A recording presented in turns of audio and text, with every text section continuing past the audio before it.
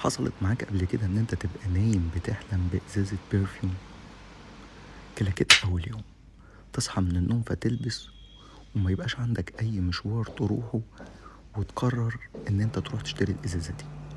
اليوم النهاردة كان جميل، كان تقريبا ممكن تاني يوم او تالت يوم العيد. انا انتهزتها فرصة ان انا لقيت جو فاضي والدنيا رايقة والشوارع فاضية والناس مسافرة، وانا بقى مكنتش مسافر، فقلت اروح اشتري ازازة.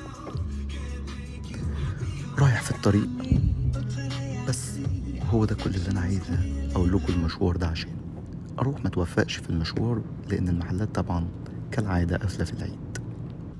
لكن تاني يوم اقرر برضو لسه ان انا عايز اروح اجيب ازازه البرفيوم، ورحت بالليل برضو. الدنيا كانت نوعا ما رايقه، بس مش زي ما كان في العيد. واسيبكوا شويه مع الاغنيه.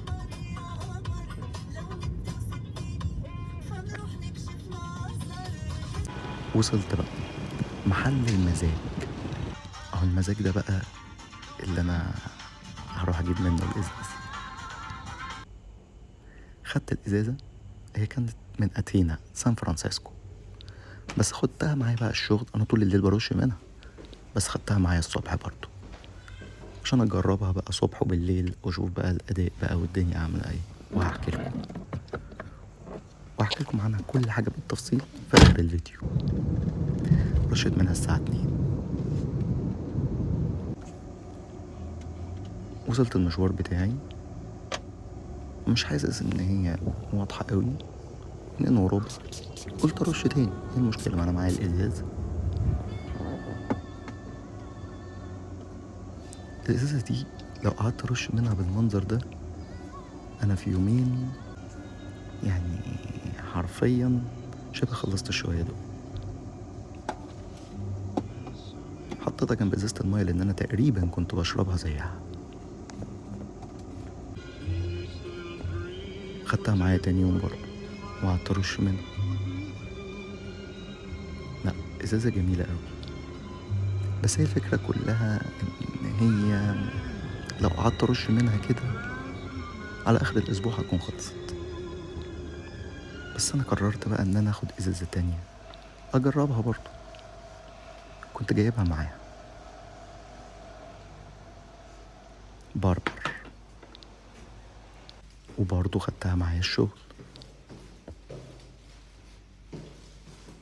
وكنت رشش منها بالليل ورشيت منها الصبح. بس كانت المفاجأة إن الإزازة دي أبهرتني لغاية الساعة 7:15 وهي ثابتة وفواحة ولطيفة جدا جدا. لكم حكاية صغيرة، كنت دايما كده في صديق ليا بروح اقعد معاه يقعد يجيب لي شوية بيرفيوم نيش يهبلني بيهم على شوية بيرفيوم ديزاينر ديسكونتينيود.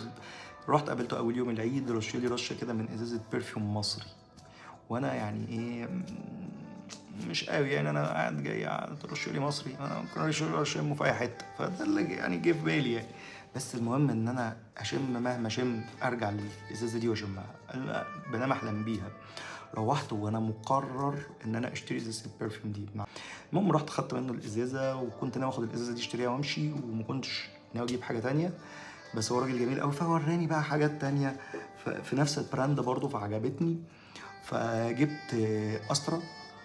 واسترا دي للناس اللي بتحب ارماني كود وارماني كود ابسولو وارماني كود بروفومو، والناس اللي بتعزف المعزوفه بتاعت الارماني هيلاقي من الاسترا حاجه كويسه جدا واداء كويس جدا. ثبات ممكن تقول ساعات 5-6 ساعات، والفوحان ساعتين. ده بالنسبه للاسترا. وانا نقيت بقى حاجه على ذوقي، كان باربر ده بقى للتوليفات المعقده، هي بتقلد ناسومات وباراوندا، فهي فيها تغير كويس، بيظهر فيها تغيرات ما بين افتتاحيه من الويسكي اللي هي، لو انتوا عارفين برضو الاتجاه بتاع خمره او خمره بتاعت لطافه، هتلاقي ان دي واخده نفس الجو كده، بس مع اختلاف شويه انها اهدى. وجود المسك اللي فيها مع الفلورال مع العنبر، فكل شويه تقعد تتغير معاك. فدي من الحاجات اللي انا بشوفها حلوه قوي، بس ما تصلحش لكل الاذواق.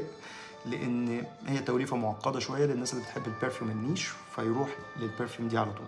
الناس اللي بتحب بقى الفانيليا وحبوب التونكا والجو بتاع الارماني هيبقى يروح على ارماني كود، يبقى ايه على الاستر على طول. والاثنين ادائهم كويس وثباتهم كويس وفوحانهم كويس. اللي انا كنت رايح لها اصلا ازازه يعني اللي هي سان فرانسيسكو، وهي قريبة أكتر من أودو كارتيه. هي يعني برضو مكتوب على فريجرانتيكا إن هي قريبة من كاليفورنيا جاردن، ولا كاليفورنيا دريمز تقريبا بتاعت لوي فيتون. بس أنا معرفهاش صراحة، فأنا شاممها أكتر على فيها افتتاحية من السيترس كده مع تهدى مع اللافندر.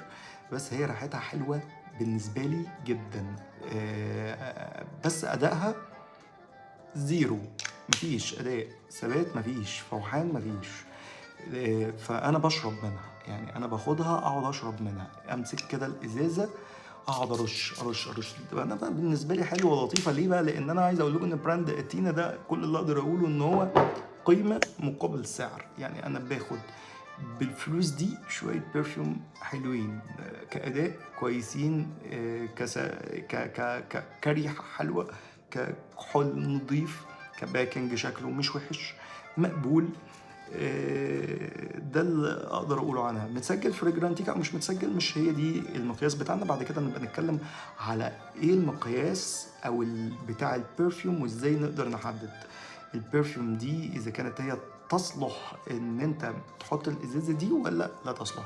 نسيت اقول لكم ان الازازه دي يونيسكس، تنفع رجالي وحريمي. دي رجالي رجالي مفيش فيها كلام، محدش هيحطها غير الرجاله بس. دي تمشي الاتنين، تمشي كده وتمشي كده، بس تمشي مع يعني موضوع معقد. دي موضوع مش سهل. بس ده كل اللي انا عايز اقول لكم عنها، وشكرا ليكم والسلام عليكم.